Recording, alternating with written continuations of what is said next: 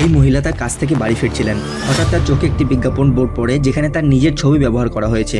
তার খুব রাগ হলো, কিন্তু সে জানতো না সে কি আবিষ্কার করতে চলেছে।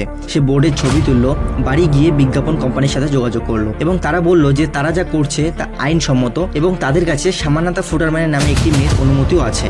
যখন সে এই নামটি গুগলে সার্চ করলো তখন সে সামান্নাথার নামে একটি ইউটিউব চ্যানেলও খুঁজে পায় এবং সেখানে পোস্ট করা ভিডিওগুলোতে তার ফেস এবং ভয়েসও ব্যবহার করা হয়েছিল, যা এআই দ্বারা তৈরি করা বলে মনে হচ্ছিল।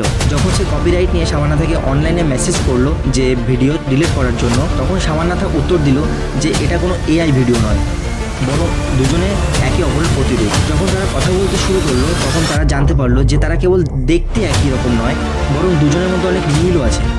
দুজনেই দক্ষিণ কোরিয়ায় জন্মগ্রহণ করেছিল, দুজনকে ছোটবেলায় দত্তক নেওয়া হয়েছিল, এমনকি দুজনের জন্ম তারিখও একই ছিল। এরপর তারা তাদের ডিএনএ পরীক্ষা করালো, তখন জানা গেল যে তারা দুজনেই যমজ বোন, যারা 25 বছর আগে জন্মের পর